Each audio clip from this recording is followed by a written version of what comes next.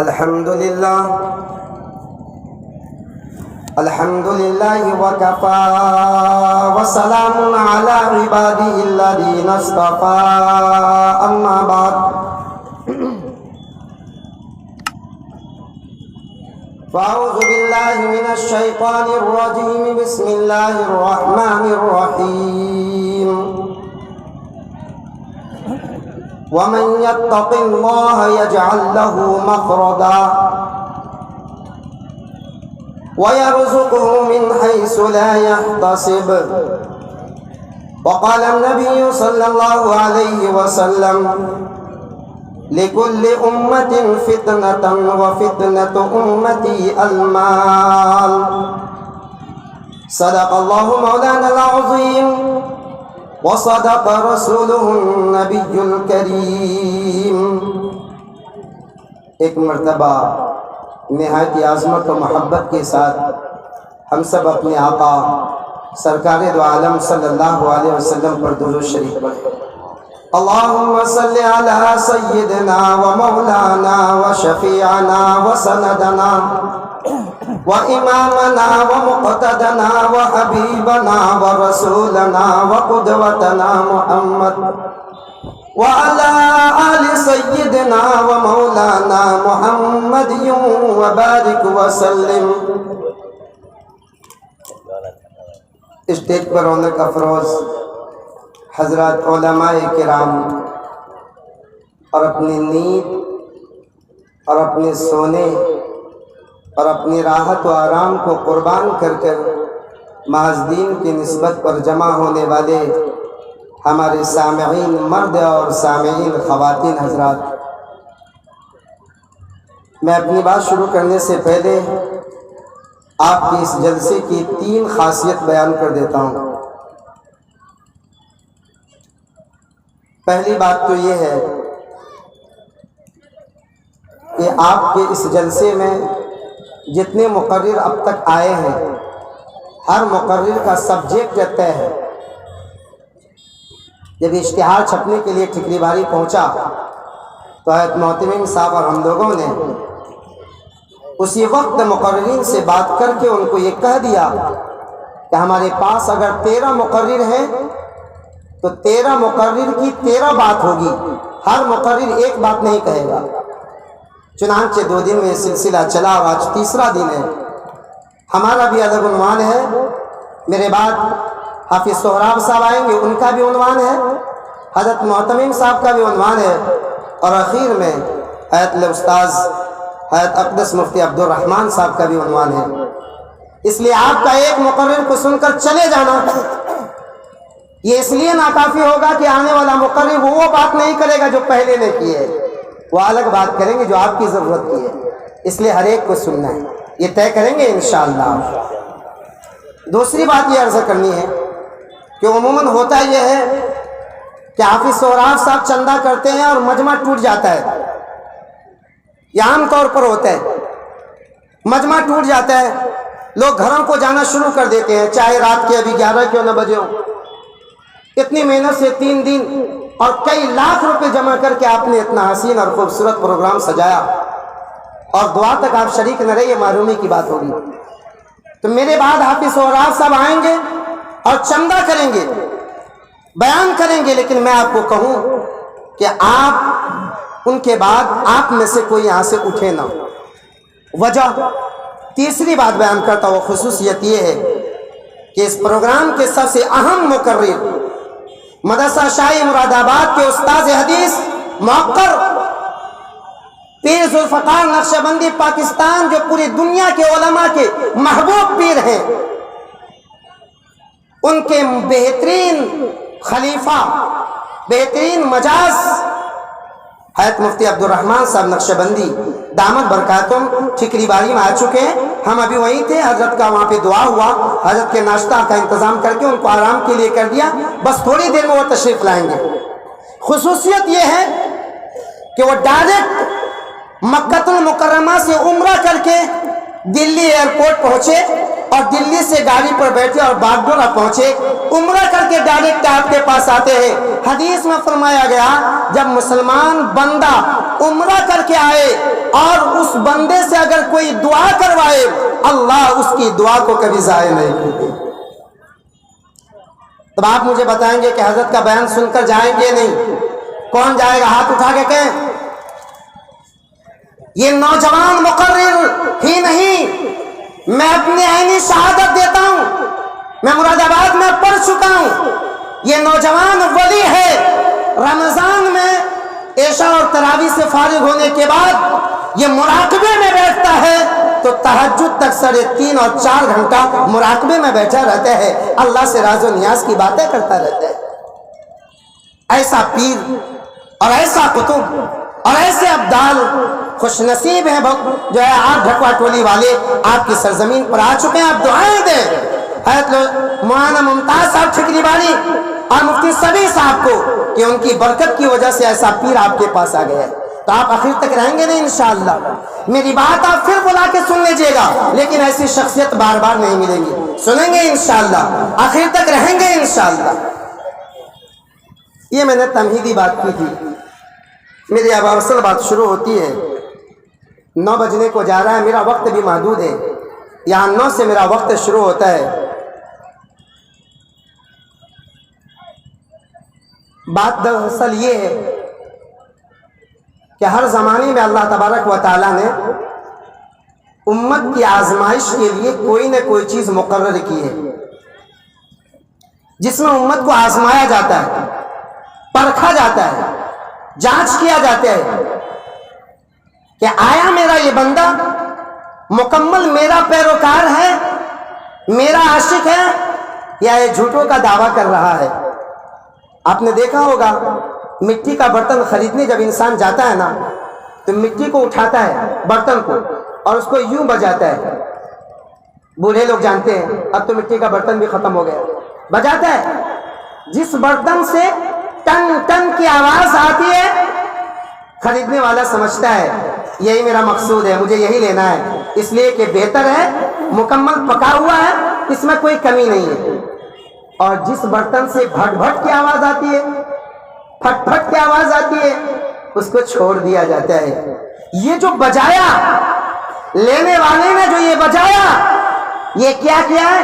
یہی آزمائش کیا ہے، یہ امتحان کیا ہے، یہ چیک کیا ہے، یہ اس کو ٹٹولا ہے کہ یہ میرے کام کا ہے یا نہیں ہے۔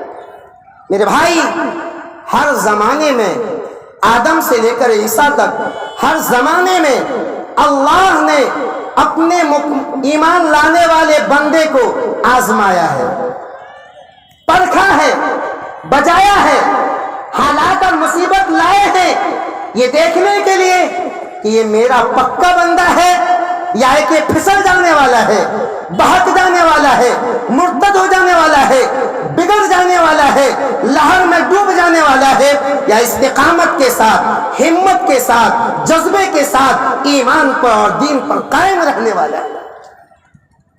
یہ اللہ آزماتے ہیں۔ اللہ کے نبی حدیث میں فرماتے ہیں اِنَّ لِكُلِّ أُمَّةٍ فِتْنَةً، اللہ نے ہر امت کو آزمایا ہے اور آزمانے کا طریقہ الگ الگ اپنایا ہے۔ ہم مسلمان نبی کریم کو ماننے والے، ہمیں کس چیز سے آزمایا جائے گا؟ فرمایا وَإِنَّ فِتْنَتِي أُمَّتِي الْمَالِ، میری امت کو اللہ تبارک و تعالی مال کے ذریعے آزمائیں گے۔ سوچیں وہ مال کہ ہر وقت ہمارے ذہن و دماغ میں ہوتا ہے کیسے زیادہ اکٹھا ہو جائے، کیسے زیادہ جمع ہو جائے، اس لیے کہ دنیا والے زیادہ پیسے والے کو بڑا سمجھتے ہیں، اس لیے آدمی یہ سوچتا ہے جب بڑائی پیسے میں ہے، عزت پیسے میں ہے، شہرت پیسے میں ہے، اچھی بیوی پیسے کی وجہ سے، اچھی کرسی پیسے کی وجہ سے، اچھا لباس پیسے کی وجہ سے، تو ہر وقت اس کے دماغ میں پیسہ ہوتا ہے، ہر وقت اس کے دماغ میں سکہ ہوتا ہے، ہر وقت اس کے دماغ میں کمائی کا دھن ہوتا ہے، اور یہ فکر نہیں ہوتی ہے کہ میں جو لے رہا ہوں وہ حلال ہے یا حرام، کس طریقے سے آئے، بس لانے کی فکر کرتا ہے۔ فرمایا میری امت کی آزمائش مال کے ذریعے ہو. کس کے ذریعے؟ سوچئے. یہ میں کہا کہ میں یہ دیکھوں گا کہ تہجد پڑھتا ہے کہ نہیں, میں یہ دیکھوں گا کہ 5 وقت کی نماز پڑھتا ہے کہ نہیں. زکوٰۃ کے ذریعے نہیں, حج کے ذریعے نہیں, روزے کے ذریعے نہیں, صدقہ کے ذریعے نہیں, صلہ رحمی کے ذریعے نہیں, محبت کے ذریعے نہیں, پیار کے ذریعے نہیں. میری امت کی بڑی آزمائش جو ہونے والی ہے, جس میں تہجد گزار بھی پھسل جاتا ہے, جماعت میں جانے والا بھی پھسل جاتا ہے, ایک عالم دین بھی پھسل جاتا ہے, امام کا ایمان بھی پھسل جاتا ہے, بڑا پروفیسر بھی پھسل جاتا ہے, اچھے اچھے دیندار کہلانے والے, متقی کہلانے والے اس پلیٹ فارم پر جب آتا ہے تو پھسل جاتا ہے. وہ مال کا مسئلہ ہے. فرمایا میں اپنی امت کو مال کے ذریعے آزماؤں گا, اور یہ دیکھوں گا کہ یہ مال کو اس کے اکٹھا کرنے کا طریقہ اور مال کو خرچ کرنے کا طریقہ یہ صحیح ہے یا غلط ہے. اگر یہ صحیح ہے, نماز میں کمی, روزے میں کمی, صدقہ میں کمی, خیرات میں کمی, اللہ فرماتے ہیں میں اس کو درگزر کر کے اس کو پاس کر کے جنت بھیج دوں گا. اور اگر مال کے معاملے میں گڑبڑ ہے, پیسے کے معاملے میں گڑبڑ ہے, بڑا عبادت گزار ہے, تلاوت کرتا ہے, ذکر کرتا ہے, تسبیح پڑھتا ہے, اللہ فرماتے ہیں اس کو ہم سزا اور مصیبت کو جھیلنے کے لیے اس کو تیار ہو جانا چاہیے. ترمذی شریف کی روایت ہے, توجہ سے سنیں. نبی کریم صلی اللہ علیہ وسلم نے ارشاد فرمایا, ہمارا آپ یہاں آئے ہیں نا, کہاں؟ دنیا میں. کس لیے؟ یہ آرام گاہ ہے, یہ عیش گاہ ہے, یہ ٹہلنے کے لیے آئے ہیں, کھانے پینے کے لیے آئے ہیں, شہوت پوری کرنے کے لیے آئے ہیں؟ نہیں, شہوت پوری کرنا جانوروں کا کام ہے, زیادہ کھانا بھینس کا کام ہے, زیادہ سونا کتے اور دوسرے جانوروں کا کام ہے. ہم نہ کھانے کے لیے, نہ سونے کے لیے, نہ مکان بنانے کے لیے. آپ پرندے سے زیادہ بہتر مکان نہیں بنا سکتے, شیر سے زیادہ نہیں کھا سکتے, مور سے زیادہ خوبصورت نہیں ہو سکتے, پرندوں سے زیادہ سیر اور تفریح نہیں کر سکتے. یہ سب کوئی مقصد نہیں ہے. کیوں آئے ہیں؟ اللہ نے کیوں بھیجا ہے؟ آزمائش کے لیے, امتحان کے لیے. اور آتے ہی ہم سے کہہ دیا پیپر ساتھ میں لے کر جاؤ, اس کی تیاری کر کے آنا, ورنہ آنے کے بعد جہنم کی سزا بھگتنی پڑے گی. یا اللہ کیا پیپر ہے, کیا سوال ہے, کس کی تیاری کرنی ہے؟ ترمذی میں فرمایا لن تزال قدم عبد, مرنے کے بعد بندے کا قدم آگے نہیں بڑھ سکتا, جنت کی طرف, حساب و کتاب کی طرف آگے نہیں بڑھ سکتا, حتی یسأل عن 5, یہاں تک کہ اس سے 5 سوال کر لیا جائے. کتنا کریں گے انشاءاللہ؟ 5 سوال حل کریں گے انشاءاللہ. نمبر 1, یسأل عن عمرہ فیما افنا, پوچھا جائے گا ہم نے تجھے عمر دی تھی, 60 سالہ 70 سالہ وقت دیا تھا, بتاؤ کہاں گزارا؟ مسلے پر, تبلیغ میں, دین کے پڑھنے پڑھانے میں, یا سنیما ہال میں, یا تفریح میں, یا لحاظ کے نیچے موبائل دیکھنے میں, یا دنیا حرام طریقے سے کمانے میں, یا خوشی اور مسرت میں. ہم نے تجھے بہت قیمتی زندگی دی تھی, یہ بتاؤ اس زندگی کو تم نے کہاں استعمال کیا ہے؟ سوچ کر جائیں, میں بھی سوچوں, آپ بھی سوچیں, یہ سوال ہونا ہے. دوسرا, وَعَنْ شَبَابِهِ فِيمَا أَبْلَاهُ, زندگی میں بطور خاص جوانی کے بارے میں سوال. جوانی بھی تھی, چاہتا تو بڑا سے بڑا کام کر سکتا تھا, مجبوروں کی مدد کر سکتا تھا, غریبوں کے کام آ سکتا تھا, محتاجوں کے کام آ سکتا تھا, بیواؤں کے کام آ سکتا تھا, رات میں چپ کر عبادت کر سکتا تھا, دوڑ دھوپ کر کے تبلیغ کر سکتا تھا. ہم نے جو تم کو طاقت دی تھی, طاقت ظالم ہم نے تم کو دی تھی, بتا میری دی ہوئی اس جوانی کو اور میری دی ہوئی اس طاقت کو تم نے کہاں استعمال کیا؟ سوال ہو. اور اگلا سوال جو میں آپ کو موضوع کے لحاظ سے بتلا رہا ہوں وہ مال کے بارے میں. کس کے بارے میں؟ عجیب بات ہے, جوانی کا ایک سوال عمر کا ایک سوال، آگے علم کا ایک سوال، لیکن جب مال کے سوال کے نمبر آیا نا، اللہ نے کہا میں مال کے بارے میں 2 سوال کروں گا، ایک نہیں کروں گا۔ کیا سوال کروں گا؟ 2۔ نمبر 1 پوچھوں گا من این اکتسب، مال کمایا تو کیسے کمایا، حلال طریقے سے یا حرام طریقے سے؟ ایک سوال یہ، آیا تو کیسے آیا؟ نمبر 2 وفیما انفق، آیا تو صحیح لیکن خرچ کہاں کیا؟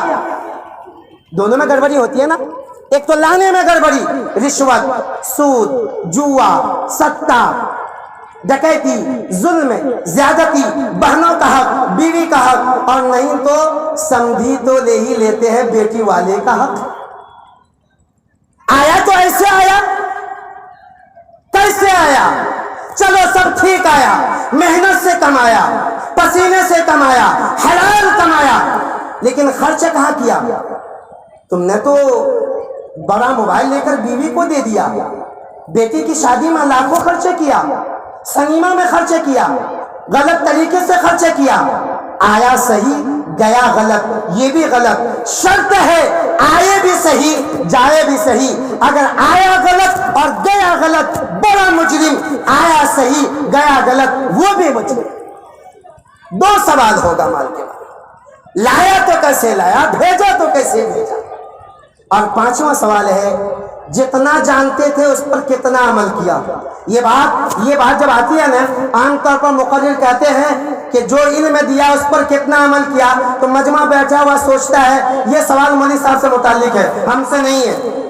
لیکن میں آپ کو بڑی ذمہ داری کے ساتھ ایک عالم ہونے کے ناطے حدیث کی تشریح کرتے ہوئے کہتا ہوں یہ سوال ہر مسلمان سے ہے۔ عالم زیادہ جانتا ہے اس پر کتنا عمل کیا، آپ جانتے ہیں نماز فرض ہے اس پر کتنا عمل کیا، آپ جانتے ہیں رشوت حرام ہے اس پر کتنا عمل کیا، آپ جانتے ہیں گندا لباس پہننا، عریانیت والا لباس پہنانا بچوں کو حرام ہے اس پر کتنا عمل کیا۔ جو مسلمان مرد و عورت جتنا جانتا ہے اس سے اتنے کے متعلق سوال ہو۔ ہر کوئی تو جانتا ہی ہے نا، کوئی تو غافل نہیں، 2%، 5%، 10%، لہذا اس کا تعلق یہ سب سے ہے۔ یہ 5 سوال ہوگا۔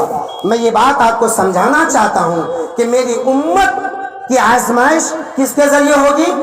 مال کے ذریعے ہوگی۔ بھائی بات دراصل یہ ہے کہ روزی کا معاملہ یہ ہے کہ روزی اللہ نے مقدر کی رکھی ہے۔ کیسے رکھی ہے؟ بولو، آپ کو ہی بولنا ہے، کیسے رکھی ہے؟ مقدر کا مطلب نہ سمجھتے ہیں، موت مقدر کی ہے۔ موت کیا مطلب؟ جو وقت آنے کا طے ہے اس سے نہ 1 منٹ پہلے آ سکتی ہے اور اس کے نہ 1 منٹ کے بعد آ سکتی ہے۔ موت مقدر کی ہے۔ جس طریقے سے موت مقدر کی ہے، بڑی ذمہ داری کے ساتھ کہتا ہوں اسی طریقے سے ہر انسان کے گھر میں آنے والا پیسہ یہ مقدر کا ہے۔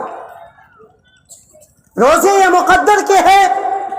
میری بات پر آپ یقین نہ کریں، حدیث سناتا ہوں، اللہ کے نبی ارشاد فرماتے ہیں لو ان ابن آدم حرب من رزقہ کما یحرب من موتہ لادرکہ رزقہ، کہ اگر مسلمان مرد و عورت رزق سے بھاگے، رزق سے بھاگنے کا مطلب کیا ہے؟ ہم الٹا کرتے ہیں، ہم رزق سے نہیں بھاگتے، ہم رزق کے پیچھے بھاگتے ہیں۔ میں سمجھ میں آئی بات؟ مسلمان رزق سے بھاگے، پیسہ آ رہا ہے اور یہ لینے کے لیے تیار نہیں ہے، اللہ فرماتے ہیں یہ پیسہ ضرور بھی ضرور اس کو مل کر رہے گا۔ جیسے فرمایا اگر کوئی مسلمان، کوئی انسان موت سے بھاگے، بھاگ کر شیشے کے محل میں بیٹھ جائے، مضبوط کوٹھری میں بیٹھ جائے، تالا لگا دے، دروان کھڑا کر دے اور بندوق لے کر کہے کہ میکائیل آئے تو اس کو گولی سے اڑا دینا تاکہ میں مروں نہ، تو بچائیے وہ مرے گا یا رہے گا؟ مرے گا۔ 1 منٹ 1.5 میں یا وقت میں؟ این وقت میں مرے گا۔ میرے بھائی جس طرح موت مقدر کی ہے ہمارے اور آپ کے آقا نے فرمایا رزق مقدر کی ہے، نہ 1 منٹ پہلے آئے گی نہ 1 منٹ بعد میں آئے گی، زندگی کے جس وقت میں جتنا مقدر ہے اتنا ہی وقت پر آئے گی۔ بات سمجھ میں آئے؟ اتنا وقت میں آئے گی، لیکن ہوتا کیا ہے ہم جلدی کرتے ہیں۔ کیا کرتے ہیں؟ جلدی کرتے ہیں۔ جیسے بعض نوجوان جلدی مرنے کے لیے سسر کے دیے ہوئے بائک پر 93 کی اسپیڈ میں چلا کر ٹرک کے نیچے آ کر جلدی سے قبرستان پہنچ جاتا ہے۔ معلوم ہے نا کس کی گاڑی پر؟ سسر کی گاڑی پر۔ اس حرام خور کو میں حرام خور کہتا ہوں، اس حرام خور کا پیسہ تو نہیں لگا نا، اس لیے قدر بھی نہیں ہے، اس لیے جلدی سے قبرستان پہنچ جاتا ہے۔ اسی لیے بعض مسلمان کو جلدی سے کوشش ہوتی ہے کہ ہم کروڑ پتی بن جائیں، ہم لکھ پتی بن جائیں۔ اللہ نے طے کر دیا ہے کہ تو اپنی عمر کے 45 سال میں کروڑ پتی بنے گا، اور یہ 20 سال میں ہی چاہتا ہے کہ میں کروڑ پتی بن جاؤں۔ تو اب بتائیے ایکسیڈنٹ ہوگا کہ نہیں ہوگا؟ جیسے اس داماد صاحب کا ایکسیڈنٹ ہو گیا، قبرستان پہنچ گیا جلدی کے چکر میں، ویسے ہی اس مال کے حریص اور لالچی کا ایکسیڈنٹ ہوگا۔ اور وہ ایکسیڈنٹ کیا ہے کہ حلال طریقے سے اللہ نے کہا کہ ان کو 40 سال کی عمر میں ملے گا، لیکن اب یہ 20 سال میں کروڑ پتی بن رہا ہے، تو 20 سال میں تو کروڑ پتی حلال طریقے سے نہیں بنے گا، لہذا باقی پیسہ وہ حرام طریقے سے لے گا۔ یہی حرام طریقے سے لینا ایکسیڈنٹ ہوگا۔ بات سمجھ رہے ہیں آپ لوگ؟ یہ حرام طریقے سے لینا ایکسیڈنٹ ہے۔ نبی نے صاحب فرمایا، صحابہ کو جمع کیا، آ جاؤ ہلم الیہ، کھڑے ہو گئے تقریر کے لیے، فجلسوا، سارے بیٹھ گئے، اور آنے کے بعد حضور نے فرمایا ان ھذا صاحبی جبرائیل علیہ السلام، ابھی جبرائیل علیہ السلام آئے تھے، نفس فی روعی، میرے دل میں ایک حدیث بیان کر کے ہو گئے۔ کیا بیان کر کے گئے حضور؟ کہا یہ بیان کر کے گئے کہ میں تمہیں یہ اعلان کروں، ایھا الناس، اے لوگو، اتقوا اللہ، اللہ سے ڈرو، واجمدوا فی الطلب، اور گھر میں پیسہ لانے میں خوبصورت طریقہ اختیار کرو۔ یہ بات جبرائیل کہا کے گئے۔ ابھی کون سا طریقہ اختیار کرو؟ خوبصورت طریقہ اختیار کرو۔ یہ خوبصورت طریقہ کیا ہے؟ آگے آگے نبی نے فرمایا وہ یہ ہے خذوا ما حل، جو حلال طریقہ ہے اس سے لے لو، ودع ما حرم، اور جو حرام طریقہ ہے اس کو چھوڑ دو۔ یہی طریقہ ہے خوبصورت طریقے سے مال حلال حاصل کرنے کا۔ کہا جبرائیل یہ کہا کہ گئے وَإِنْ أَبْطَأَ عَلَيْكُمْ، اگرچہ اس طریقے سے دولت مند بننے میں تمہیں دیر لگے گی، پھر بھی صبر سے کام لو۔ فاتقوا اللہ، خبردار ایکسیڈنٹ میں کرنا، دیر چاہے لگے، اللہ سے ڈرتے رہنا، صبر کرتے رہنا۔ دوبارہ جملہ کہا وَاجْمِلُوا فِي الطَّلَبِ، دیکھو حلال طریقہ ہی اپنانا، غلط طریقہ مت اپنانا، اگرچہ آنے میں دیر لگے۔ اور آگے فرمایا بڑا عجیب جملہ ہے، ایسا لگتا ہے کہ اللہ کے نبی میرے نفس کو دیکھ رہے ہیں اور حدیث بیان کر رہے ہیں۔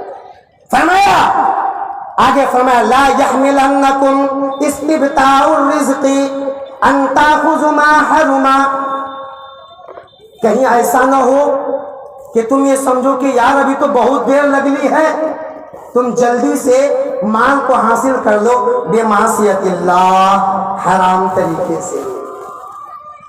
اس لیے کہ ایکسیڈنٹ والا طریقہ اپنانا پڑے گا، اور حرام کر لو گے تو یاد رکھو جو یہ مال ہے یہ حرام ہے۔ کیوں؟ اس لیے کہ فَإِنَّمَا عِندَ اللَّهِ، اس لیے کہ اللہ کے پاس جو حلال مال ہے لا يُنَال إِلَّا بِطَاعَةِ اللَّهِ، وہ تو حلال طریقے سے ہی آ سکتا ہے۔ اب جو تم جلدی کرو گے تو اس میں تمہیں حرام طریقہ کو اپنانا پڑے گا۔ بتائیے یہی ہوتا ہے نا، ہم جلدی کے چکر میں حرام کے چکر میں پھنس جاتے ہیں نا۔ آج امت مسلمہ پر جو حالات آئے، جو بگاڑ آیا، جو پریشانیاں آئی، یاد رکھیں اس میں اگرچہ بہت سارے گناہوں کا دخل ہے، لیکن اس میں سب سے زیادہ امت مسلمہ کے مال کی بے راہ روی کا دخل ہے۔ مال کو غلط طریقے سے لینے اور غلط طریقے سے خرچ کرنے کی وجہ سے اللہ نے اس نیل گو آسمان کے نیچے اور زمین کے اوپر ظالم کو مسلط کر دیا ہے۔ یہ بات میں اپنی طرف سے آپ کو نہیں کہہ رہا، نبی کریم صلی اللہ علیہ وسلم نے صاف ارشاد فرمایا ہے، ما ظہر فی قوم الربا والزنا الا سلط اللہ علیہم عدوا الا اذاق اللہ عقاب اللہ۔ کسی قوم میں جب دو گناہ عام ہو جاتا ہے تو اللہ تعالیٰ اس قوم کو عذاب میں مبتلا کر دیتے ہیں۔ اب ایسا سوچنے کی ضرورت، آپ سوچیں اس بات، جب کسی قوم میں دو گناہ عام ہو جاتا ہے تو اللہ کا ضابطہ یہ ہے، اللہ کا قانون یہ ہے، اللہ کی عادت یہ ہے کہ اللہ اپنے قانون کے مطابق اس مسلمان، اس سوسائٹی اور اس ملک میں اپنا عذاب نازل فرما دیتے ہیں۔ کس شکل میں؟ ظالم بادشاہ کو مسلط کرنے کی شکل میں، مہنگائی کو بڑھانے کی شکل میں، اور زندگی کو تنگ کرنے کی شکل میں۔ ہم جس حالات سے گزر رہے ہیں تو ہمارے بادشاہ تو ظالم نہیں ہے نا؟ ارے بولیے، جاگے ہیں ڈھکوا ٹولی والے یا سو رہے ہیں؟ ہمارے بادشاہ ظالم ہیں؟ ڈر کیوں کہہ رہے بھائی؟ پکڑ کے نہیں لے جائیں گے، بولیے ہاں ظالم ہیں۔ مہنگائیاں زیادہ ہے، جوانوں کی موت ہے، دل کا سکون اجڑ چکا ہے، ساری پریشانیاں ہیں، مسلمان کے عزت پر حملہ ہے، مسلمان کا خون پانی سے سستا ہے، یہ سارے حالات ہیں نا۔ اللہ فرماتے ہیں میری امت میں جب دو طرح کا گناہ ہوگا تو یہ سارے حالات آئیں گے۔ وہ دو گناہ میں سے پہلا گناہ ہے الزنا۔ امت میں زنا عام آ جائے۔ کیا عام ہو جائے؟ زنا عام ہو جائے۔ زنا سے مراد فحاشیت، عریانیت، ننگا پن، چہروں کو دکھانا، بدن کو کھولنا۔ انصاف کے ساتھ آپ مجھے بتائیں، کیا ہمارے معاشرے میں ہماری بہو بیٹی، ہماری بیوی، ہماری بہن، ہمارے فیملی کی بچیاں کیا اپنی عریانیت کو، اپنے چہرے کو، اپنے حسن کو غیر مرد کو نہیں دکھاتے؟ بولیے انصاف کے ساتھ، دکھاتے ہیں نہ دکھاتے ہیں؟ ان کا یہ دکھانا اور آپ کا خاموش رہنا، آپ کا ان کو نہ روکنا، رب کعبہ کی قسم یہ آپ کے گھر کو آگ لگانا نہیں ہے، بلکہ اس ملک کو آگ لگانا، اس ملک کو ڈبانا ہے۔ این آر سی لاگو کر کے آپ کو اور ہمیں اس ملک سے نکلنے پر مجبور کرنا، ہماری اپنی بہو بیٹی کو آزاد پھرنے کو چھوڑنا، یہ اللہ کا ظلم نہیں ہے، ہم نے اپنے پیر میں خود کلہاڑا مارا ہے۔ ایک گناہ تو یہ ہے، اور دوسرا گناہ نبی نے فرمایا والربا، دوسرا گناہ یہ ہے کہ مال میں بے احتیاطی ہو جائے گی، مال کے حاصل کرنے میں بے احتیاطی ہوگی، حلال اور حرام کی پہچان نہیں ہوگی، جیسے بھی ہو دولت بننے کی فکر ہوگی، جیسے بھی ہو کروڑپتی بننے کی فکر ہوگی، جیسے بھی ہو ماسٹر بننے کی فکر ہوگی، چاہے رشوت دے کر کیسے نہ ہو، جیسے بھی ہو داماد بننے کی فکر ہوگی، چاہے گاڑی اور سامان اور پیسہ لے کر کیوں نہ ہو، جیسے ہو ڈاکٹر بننے کی فکر ہوگی، چاہے جعلی کاغذ اور رشوت دے کر کیوں نہ ہو، جیسے بھی ہو بنگلہ اور زمین خریدنے کی فکر ہوگی، چاہے بہنوں کے حقوق پر ڈاکہ ڈالنے کے ذریعے کیوں نہ ہو۔ کیا یہ معاشرے کے حالات نہیں ہے؟ کیا یہ ہم سب نہیں کرتے؟ فرمایا نبی نے جب اس طرح مال میں بے راہ روی ہوگی، اللہ امت پر اپنا عذاب نازل فرما دے گی۔ آج ہم عذاب میں، آج ہم مصیبت میں، تو آئیے ہمیں اس بات کا عہد کرنا ہے کہ اگر ہماری عبادت میں کوتاہی ہو ہم برداشت کر لیں گے، ہمارے نفل میں کوتاہی ہو ہم برداشت کر لیں گے، لیکن یہ طے کر لیں ایک پیسہ بھی ہم اپنے گھر میں حرام کا آنے نہیں دیں گے، اور آ گیا تو اللہ کی نافرمانی میں خرچ نہیں کریں گے۔ یہ طے کرتے ہیں انشاءاللہ؟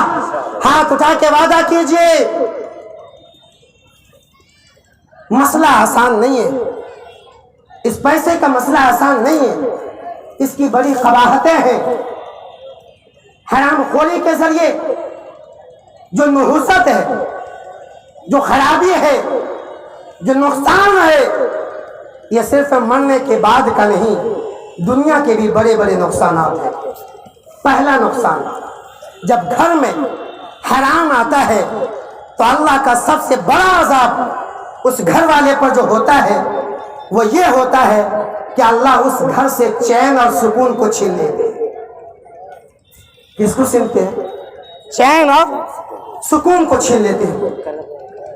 میرے بھائی، اس دنیا کی اس سے بڑی نعمت کیا ہوگی کہ آدمی چین سے سو جائے، چلے تو بے فکر چلے، بیٹھے تو بے فکر رہے، کھائے تو بے ٹینشن کھائے۔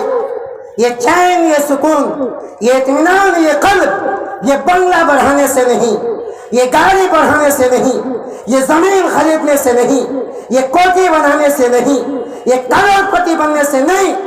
یہ سب سکون کی چیز، یہ سب ارمان کی چیز، یہ سب اطمینان کی چیز نہیں ہے۔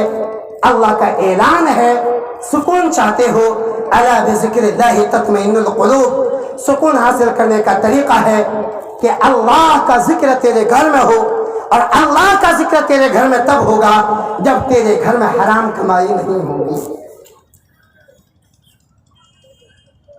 اس لیے اگر آپ سکون چاہتے ہیں کہ آپ کی بیوی آپ سے نہ لڑے، آپ کا بیٹا فرما بردار رہے، آپ بے فکر رہیں، آپ کی بہو آپ کی بیوی سے نہ لڑے، آپ کا گھر جہنم کا ٹکڑا نہیں، جنت کا خوشنما باغ بن جائے، اگر یہ سکون چاہتے ہیں، رب کعبہ کی قسم، اس کا نسخہ پیسہ نہیں، خوبصورت بہو نہیں، گاڑی نہیں، پڑھی لکھی بہو نہیں، اس کا نسخہ یہ ہے، آپ اپنے گھر کے دروازے پر یہ پلیٹ لگا دیں، خبردار ہمارے گھر میں حرام کا پیسہ نہیں جائے گا۔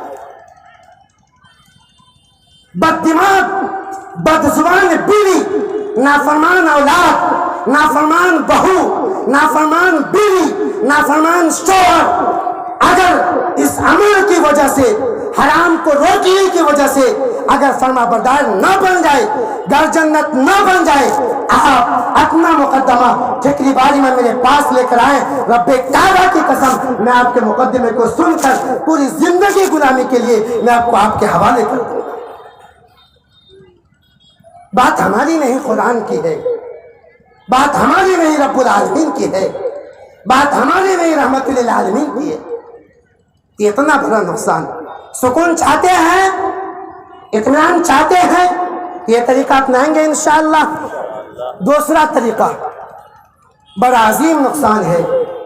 اللہ نے ہمیں اور آپ کو بھیجا ہے اپنی عبادت کے لیے، دعا کے لیے، ذکر کے لیے، تلاوت کے لیے۔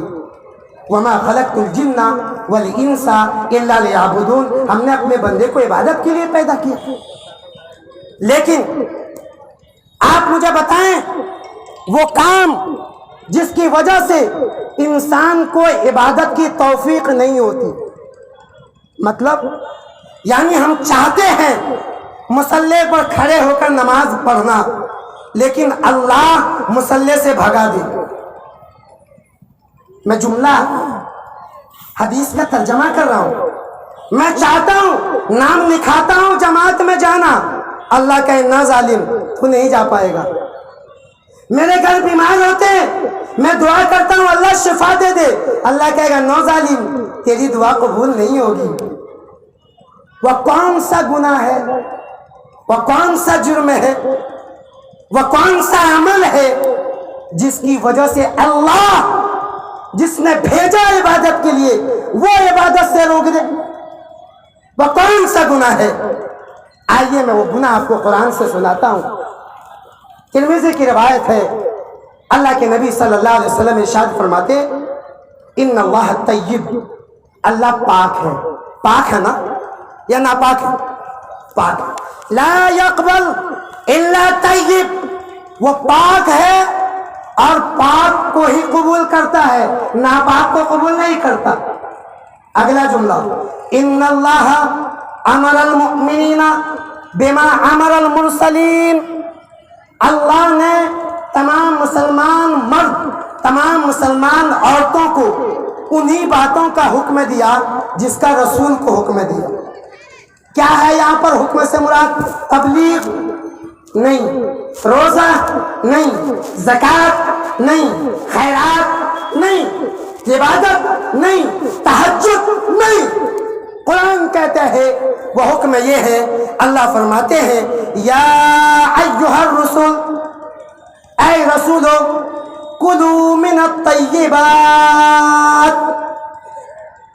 حلال کھاؤ، حلال پیو، حلال مکان بناؤ، حلال زمین خریدو، حلال شادی کرو، حلال جوڑے بناؤ، حلال کھیت کھلیان کرو، حلال طریقے سے گاڑی لو۔ کلوا من الطیبات، کس کا حکم دیا؟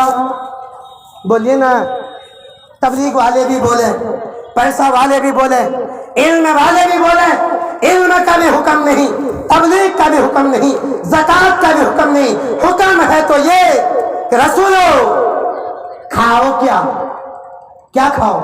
پاک، تیرے گھر میں جو پیسہ ہے وہ کیسا ہو؟ حلال۔ اور آگے فرمایا وَاعْمَلُوا صَالِحًا، کیا فرمایا؟ وَاعْمَلُوا صَالِحًا، دیکھو میں رسولوں کو یہ حکم دیتا ہوں، اور اس کے واسطے سے ہم کو کہا، اس لیے کہ شروع میں کہہ دیا رسول کے واسطے سے امت کو کہنا ہے، تو ہمیں حکم دیا رسول کے واسطے سے، رسول سے کہا دیکھو میں حلال کھانے کو کیوں کہتا ہوں پتہ ہے؟ یہ اس لیے کہتا ہوں کہ جب تک حلال کھاؤ گے نہیں، ہم اللہ اپنے عزت کی قسم میں تمہیں نیک اعمال کرنے کی توفیق نہیں دوں گا۔ مولانا میں ترجمہ سنا رہا ہوں، میں کوئی لنترانی اور اخبار کا ٹکڑا نہیں، صحابہ اور اخبار مشرق کا ٹکڑا نہیں، میں رب کا خط سنا رہا ہوں، رب سے نکلا ہوا کلام سنا رہا ہوں۔ فرمایا چاہتے ہو نماز پڑھنا، چاہتے ہو تبلیغ میں جانا، چاہتے ہو تہجد کی توفیق، چاہتے ہو امن و سکون، اور چاہتے ہو زکوٰۃ کی توفیق، اور چاہتے ہو حج کو مقبول کرنا، اور چاہتے ہو دعاؤں کے ذریعے بیماروں کو شفا دلوانا، تو میری ایک شرط ہے، صرف ایک شرط ہے، وہ یہ ہے کہ تیرا کھانا اور پینا حلال ہونا چاہیے۔ یہ سوچنے کی چیز ہے، یہ سمجھنے کی چیز ہے۔ اور آگے آپ نے ایک بڑی اچھی مثال لے کر سمجھایا، ثم ذکر الرجل یطیل السفر اشعث اغبر یمد یدیہ الی اللہ یا ربی یا رب۔ آگے نبی نے فرمایا ایک پکا سچا دیندار مسافر سفر میں گیا، مومن ہے، بال پراگندہ، کپڑے پراگندہ، ہاتھ حالات سفر کی وجہ سے گندے ہیں، کھانے کو کچھ نہیں، پیسہ چوری ہو گیا، خود بیمار ہو گیا۔ ایک مسجد کے کونے میں ایک صحرا میں شجر کے نیچے بیٹھ کر آسمان کی طرف ہاتھ اٹھا کر وہ پکا سچا تہجد گزار جماعتی لوگ، عالم لوگ، تقوی والے لوگ، تسبیح ڈلانے والے لوگ، جماعت میں جانے والے، پانچوں وقت نماز پڑھنے والے، ایسا متقی ہے، بیمار ہے، شفا چاہیے، سفر میں ہے، پیسہ چاہیے، بھوکا ہے، کھانا چاہیے، گندا ہے، کپڑا چاہیے، ہاتھ اٹھا کے اللہ سے کہہ رہا یا رب، یا رب حالات خراب ہیں، کپڑا دے دے، پیسہ دے دے، شفا دے دے، حالات پر رحم فرما۔ اب آپ مجھے بتائیں یہ حالات رحم کے لائق ہے نا؟ اجی بولیے نا، رحم کے لائق ہے نا؟ کافر بھی دیکھے گا تو رحم کھائے گا، شرابی بھی دیکھے گا تو پیسہ دے دے گا، جواری بھی دے دے گا تو کپڑا دے دے گا، کوئی بھی دیکھے گا تو جا کے دوائی دے دے گا تاکہ بیچارہ صحت مند ہو جائے، ہر ایک کو رحم آئے گا۔ لیکن میرے ڈھکوا ٹولی کے بسنے والے مسلمان بھائیوں، اور مسلمان عورتوں آپ بھی سنیں، اللہ فرماتے ہیں اللہ کے نبی کے واسطے، اے ظالم، کس کو کہا؟ کس کو کہا؟ ارے ظالم کس کو کہا؟ اس مسافر کو جو بیچارہ ہے، قابل رحم ہے، متقی ہے، اس سے اللہ فرما رہا ہے او ظالم، مطعموں کا حرام، ٹھیک ہے عبادت خوب کرتا ہے لیکن تیرے کھانے میں حرام ہے، مشربوں کا حرام، تیرے پینے میں، تیرے گھر کی بہو بیٹی اور تیرے گھر کے پینے میں حرام ہے، ملبسوں کا حرام، جو کپڑا پہن رکھا ہے اس میں حرام ہے، تیرے بیوی بچے کے بدن پر جو کپڑا ہے اس میں حرام ہے۔ جب یہ تینوں حرام چاہے تو قابل رحم ہے، لیکن اس عمل کی وجہ سے کہ تو حرام میں سے نہیں بچا، تو حرام سے نہیں بچا، تو اب قابل رحم نہیں ہے، اے ظالم فَأَيْنَ يُسْتَجَابُ لَكَ۔ آج میں رب العالمین بادشاہ ہونے کے باوجود کہ دوں گا تو کمی نہیں آئے گی، رحمت والا ہونے کے باوجود کہ رحم کھا سکتا ہوں، لیکن تیرے ظلم کی وجہ سے آج میں تیری دعا کو قبول نہیں کرتا۔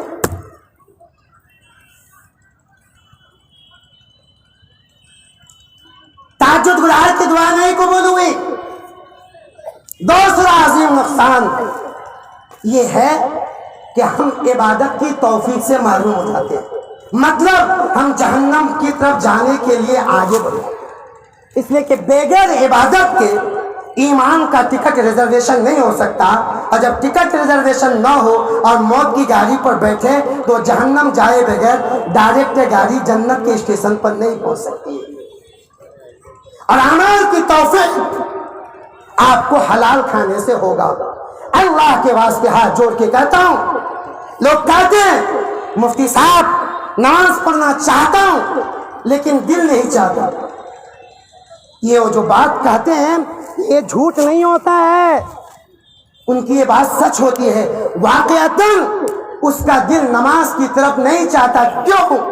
اس لیے کہ اس دل کے اندر جو خون ہے وہ خون حرام پیسے سے بن کر تیار پہنچا ہے، اس لیے وہ دل حرام والا ہے، وہ جہنم کی طرف تو لے جائے گا، سنیما کی طرف تو لے جائے گا، جوا سٹا کی طرف تو لے جائے گا، داڑھی چھیلنے کی طرف تو لے جائے گا، اور یانیت کی طرف تو لے جا سکتا ہے، لیکن ایسا بدن جس میں حرام آ چکا ہو وہ مصلی پر نہیں لے جا سکتا، وہ تہجد کے لیے نہیں لے جا سکتا، وہ تبلیغ کے لیے نہیں لے جا سکتا۔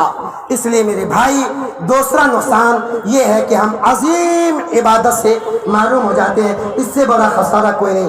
آئیے ہم یہ طے کریں کہ انشاءاللہ ہم آرام سے بچیں گے، بولیے بچیں گے انشاءاللہ۔ تیسرا نقصان یہ ہوتا ہے کہ نسل برباد ہو جاتی ہے۔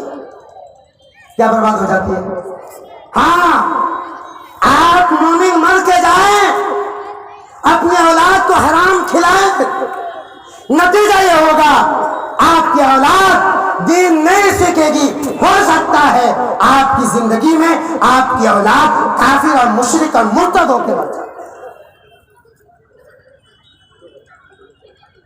آج مرتد ہو رہے ہیں، اس میں قصور ماں باپ کا بھی ہے، کون سی غذا آپ نے کھلائی ان کو؟ اگر آپ ماسٹر ہیں، 6 گھنٹہ ڈیوٹی کی، ایک دن میں 600 روپے آپ کو ملتے ہیں، انصاف سے بتائیے آپ نے 3 گھنٹہ ڈیوٹی کی ہے، 300 روپے حلال ہوئے اور باقی 300 روپے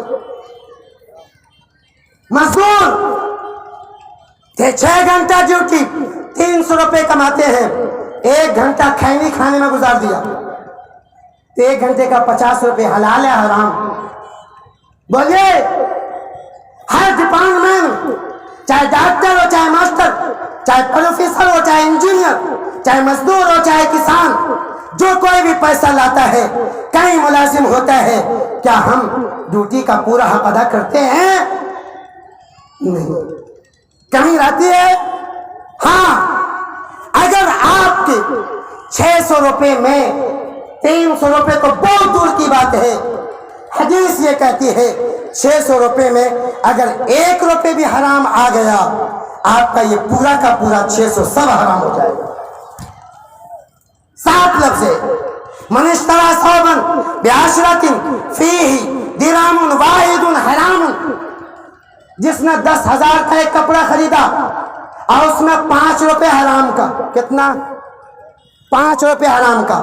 اللہ کے نبی نے فرمایا جب تک یہ کپڑا اس شوہر پر، اس بیوی پر، اس بچے پر، اس بہو پر، اس بیٹی پر، اس داماد پر رہے گا، اللہ تبارک و تعالیٰ اس بندی کی کوئی بھی عبادت قبول نہیں کرے۔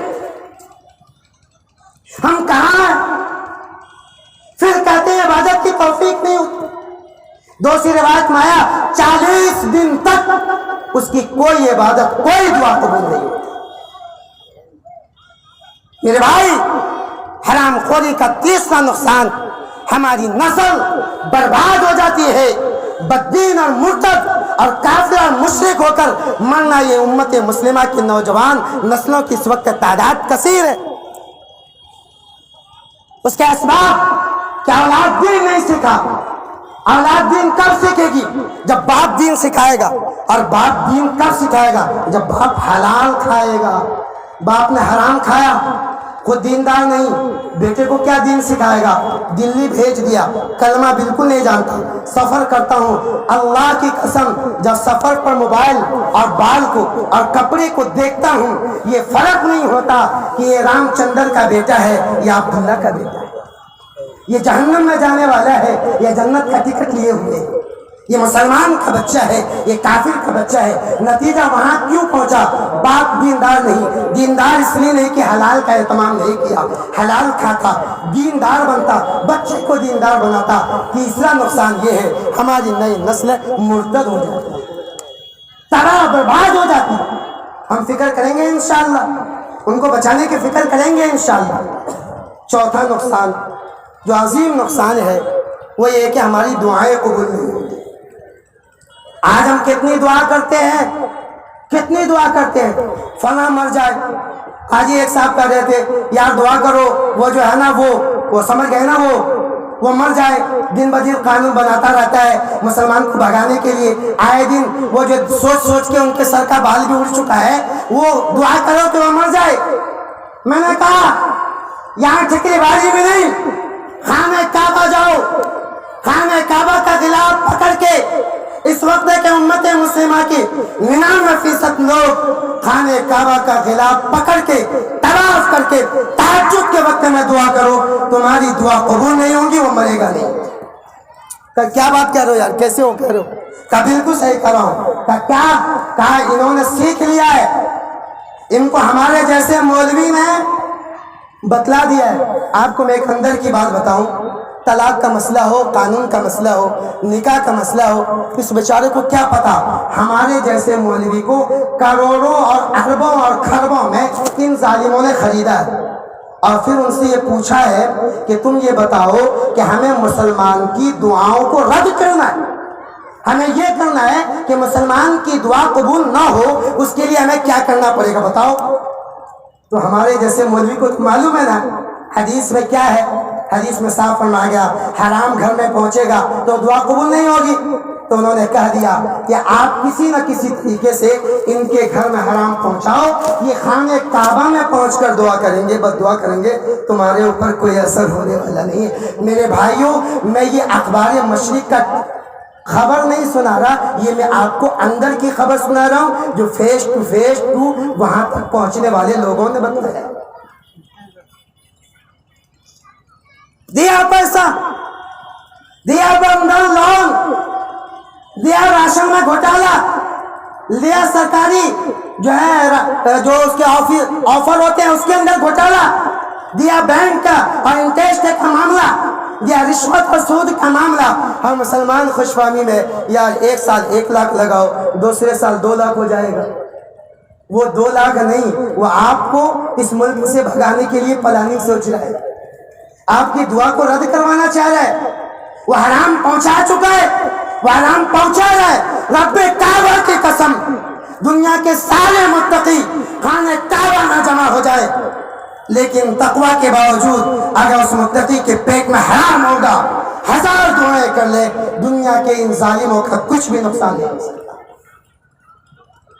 اس لیے دعائیں قبول کروانی ہے، ظالموں کو مٹانا ہے، ملک کو بچانا ہے، امت کو بچانا ہے، اذان کو بچانا ہے، تو آئیے میں تہجد کا مطالبہ نہیں کرتا، میں زکوٰۃ کا مطالبہ نہیں کرتا، صرف ایک کام کا مطالبہ کرتا ہوں۔ آپ کو اللہ نے مرد بنایا ہے، آپ کو اللہ نے طاقت دی ہے، اللہ نے طے کر رکھا ہے جتنا دینا ہے، آپ اپنے دروازے پر لکھ دیں، آپ اپنے دل کے اعتبار سے طے کر لیں، کچھ بھی ہو جائے ہم اپنے گھر میں حرام کو داخل نہیں ہونے دیں گے۔ یہ آپ کر لیں، پھر جو چاہے دعا کریں، آپ کی ساری دعائیں قبول کریں گے انشاءاللہ، اس کی فکر کریں گے۔ آئیے بس میرا وقت اب پورا ہونے والا ہے، چونکہ میں نے ایک ٹائم طے کیا ہے، میں ہی خلاف کروں تو مجرم ہو جاؤں۔ اخیر میں صرف وہ طریقہ بتلا کے اپنی بات ختم کروں کہ گھر میں حرام کیسے کیسے آتا ہے۔ ایک طریقہ گھر میں حرام آنے کا سود ہے، سود بیاج کے ذریعے ہو رہا ہے۔ عجیب بات ہے، مسلمان اچھے خاصے پڑھے لکھے لوگ اپنے پیسے کو سود اور بیاج پہ لگاتے ہیں۔ آپ کے گھر بیمار ہو گیا اچانک، دوڑے ہوئے آپ پیسہ والے کے پاس گئے، تھوڑا سا پیسہ دیجئے، پرسوں میرا بیٹا یا 1 مہینے کے بعد میرا بیٹا بھیج دے گا، میں آپ کو چکا دوں گا۔ کہے گا نہیں ہے۔ دوسرا آدمی کو بھیجیے، یہ کہا کہ اس سے کہو اب 10% پہ دے دیجئے، 1 مہینہ کے بعد 10% میں بڑھا کے دوں گا، فوراً جیب سے ہی نکل جاتا ہے، الماری کھولنے کی بھی ضرورت نہیں ہے۔ کیا یہ حقیقت نہیں ہے؟ کہاں گیا تہجد؟ اور تہجد گزارو، اور جماعت میں جانے والوں، اور علم اور تقوی رکھنے والوں، اور مالداروں، اور پیسہ والوں، یہ ادنامو رب کائنات کا کلام سنا رہا ہے۔ اللہ کی قسم تیری کوئی تہجد تجھے اللہ کے عذاب سے نہیں بچا سکتی ہے، سکون نہیں دلا سکتی ہے، جب تک تم اس سود اور رشوت کا کام نہیں چھوڑو۔ ایک طریقہ یہ ہوتا ہے، دوسرا طریقہ ہوتا ہے رشوت کا، وہ میں نے آپ کو بھی بتایا۔ کیا ہے؟ ہم نے ٹی کر لیا، ادھر ادھر سے پڑھ لیا، ادھر ادھر سے پڑھ لیا، ٹی کر لیا، جعلی سرٹیفکیٹ نکال لیا، 3 لاکھ لفافے میں لگا کر اپلیکیشن ڈال دیا، اور زبردست مونی بھائی یا پردھان صاحب سے زبردست سفارش لگا کر ہم اسکول کے ماسٹر بن گئے۔ مستحق نہیں تھے، نمبر والے لائن پر ہے، مستحق لائن پر ہے، ہم نے لفافہ بڑھا کر، ہم نے پیسہ بڑھا کر، ہم نے رشوت دے کر نوکری لے لیا۔ اللہ کے نبی کا فرمان ہے، اس نوکری کے ذریعے پوری زندگی جب تک نوکری ہے جتنا پیسہ کماؤ گے 1 روپے حلال نہیں ہوگا، سب کے سب حرام ہو جائے۔ میں آپ کو حدیث سنا رہا ہوں، میں آپ کو قرآن سنا رہا ہوں۔ رشوت کے ذریعے ڈاکٹر بنا، رشوت کے ذریعے ماسٹر بنا، رشوت کے ذریعے پردھان بنا، مستحق نہیں ہے۔ رات میں گھر گھر پہنچ کر ہر ایک کو 500 1000 دے دیا، اجی ووٹ مجھے ہی دینا، اور یہ ظالم ووٹ دینے والے پاگل، یہ ووٹ دینے والے بیوقوف، یہ ووٹ دینے والے ناہنجار، ظالم بک گیا 500 میں، ظالم بک گیا 1000 میں، اور نتیجہ یہ ہوتا ہے 5 سال تک اس کی کوٹائی پسائی اور جھیلنی پڑ گئی۔ جو آگے ہوگا وہ بات کی بات ہے۔ کوئی کام اگر پبلک، اگر تنظیم، اگر جماعت یہ سمجھ کے کہ آپ مستحق ہیں کرسی پر لائیں، سارا پیسہ حلال، رشوت دے کر لیں، رب کعبہ کی قسم پوری نوکری حرام۔ یہ دوسرا طریقہ ہے۔ تیسرا حرام کمانے کا طریقہ حرام ملازمت، بینک میں ملازمت کیا، سودی کاروبار والے بینک میں ملازمت کیا، جہاں پر گناہ کا کام، شراب کی بھٹی میں چلا گیا، بت بنانے والے کے کارخانے میں چلا گیا، شراب بنانے والے کارخانے میں چلا گیا، گناہ کے کارخانے میں چلا گیا، یہاں پر یہ کمانا بھی حرام ہے، اس کا بھی خیال ہے۔ یہ بھی ایک حرام کا طریقہ ہے۔ ایک اور حرام طریقہ، حرام کی تجارت۔ دکان ہے، تہجد گزار ہے، لیکن دکان پہ کیا بیچ رہا ہے؟ مورتی، چادر پر چڑھانے والا چادر، قبرے پر چڑھانے والا پھول، یعنی وہ تمام کام جس سے نبی نے منع فرمایا ہے، ایسی چیزوں کی بزنس کر رہا ہے۔ اللہ کے نبی نے فرمایا یہ تجارت بھی حرام ہے، یہ کاروبار بھی حرام ہے۔ آپ مسلمان ہیں، حرام طریقہ ڈھونڈیے، یہ حلال طریقہ آپ کے، یہ حرام طریقہ آپ کے لیے جائز ہے، حلال طریقہ ڈھونڈیے۔ اس لیے ہماری تجارت بھی حلال ہونی چاہیے۔ एक और तरीका है बीमा पॉलिसी, जीवन बीमा, गाड़ी का बीमा, इंश्योरेंस का मसला, शेयर मार्केट का मसला, ये सारे मसले चल रहे हैं जिसमें बैठे बैठे मोबाइल पर बैठा है और करोड़पति बन जाता है। पता चलेगा जब खबर में जाओगे तो कितना बड़ा करोड़पति है। खूब खा के जाना, वहां के डंडे को बर्दाश्त करने के गोश्त लेकर जाना, ये हराम है, ये नाजायज है। इसी तरीके से एक और तरीका हराम करने का, क्या? गसब करना। गसब हम ये समझते हैं, मौलाना इनाम साहब दामद बरकातुहू का मोबाइल रखा है, जबरदस्ती छीन लिया, इसको गसब कहते हैं। बीवी का जो महर है आपके जिम्मे, पूरी जिंदगी आपने अदा नहीं किया, ये हलाल है, ये गसब नहीं है, ये डकैती नहीं है। मेरे भाई औरतें भी बैठिए, ये जाके अगर आपको कुछ कहे तो मुझे माफ फरमा देना। बीवी का वो महर जो आपने तय किया है, ये कर्ज है जो मुझे आप आपसे ले, किसी और से ले, ये कर्ज अदा करना फर्ज है। जैसे नमाज फर्ज है, जैसे रोजा फर्ज है, चाहे वो 1 लाख हो चाहे 1.5 लाख हो। अगर आप इसको अदा किए बगैर दुनिया से चले गए तो याद रखें आपकी गर्दन नापी जाएगी और आपको इसके बदले में जहन्नम की सजा हुकूकुल इबाद के होने की वजह से भुगतनी पड़ेगी। बल्कि मौलाना अशरफ अली थानवी ने लिखा है तबरानी के हवाले से कि अगर कोई नौसा बोलते हैं जी दामाद, मार तय हो रही है, भाग कर गया एक आदमी नौशे के पास, भाई आपकी मोहर तय की जा रही है, कितनी की जा रही है? कहा जी 2 लाख। कितना? अरे एक बार 7 अशरफी का दो, 50,000 अकाउंट का दो, 2 लाख हो गया। वो अशरफी जिसने किसी ने देखा नहीं वो लाखों में पहुंच जाता है। 2 लाख बांध दो, कहा जी बांध दो। बाप से पूछा समझी जी 2 लाख, कहा जी बांध दो। क्यों? अदा थोड़ी करना है क्या? और बेटी वाला 2 लाख से कम पर तैयार नहीं। क्यों? इसलिए कि इस जालिम ने 10 लाख ले रखी है, 2 लाख की गाड़ी ले रखी है, 5 लाख का सामान ले रखा है, तो वो तो 2 लाख बांधेंगे ही, वो तो कम बांधना, उनको और बांधना चाहिए 10 लाख। ऐसे जालिम के लिए ज्यादा बांधना चाहिए और बांधना ही नहीं चाहिए। उसी मजलिस में ऐसे दामाद से उसूल करवे लाना चाहिए, वो 5 लाख रखो यहाँ। तुमने हमसे 10 लाख अभी नकद लिया है, गाड़ी नकद लिया है, पैसा नकद लिया है, सामान नकद लिया है और तुम हम नकद नहीं दोगे? बांध दिया 2 लाख। नियत ये याद आना करनी है। तबरानी की रिवायत है, नबी का फरमान है, बड़ी जिम्मेदारी के साथ कहता हूँ, आका फरमाते हैं इस नियत से अगर लड़का निकाह करे और महर ना अदा करे, पूरी जिंदगी जितनी मर्तबा अपनी बीवी से जिमा करेगा, अपनी बीवी से जितनी मर्तबा रात गुजारेगा, उतनी मर्तबा जिना का इसको वबाल और गुनाह मिलेगा। ये मुंह काला करने वाला होगा, ये ज़िनाकार है, ये बदकार है। नबी का फरमान है, मेरे पास रिवायत है, हवाला है, दिखाऊं आपको। पूरी जिंदगी ये ज़िनाकार है, चाहे होगा मुत्तकी, दुनिया वालों की नजर में, अल्लाह की नजर में ये सियाकार, ज़िनाकार, बदकार और फाश और उरियानत करने वाला, ये भी गसब है। आइए बहन आई, बाप का माँ का इंतकाल हो गया, बहन से कहलवा गया भाई मेरा जो हक दे दो। हम अदा करते हैं बहन का हक ना देना, ये भी बहन के हक पर गसब करना है। सारा तकवा आपका फेल हो जाएगा अगर आपने अपने बहन के हुकूक में से 10 रुपए भी उनकी मर्जी के बगैर, ये भी गसब है।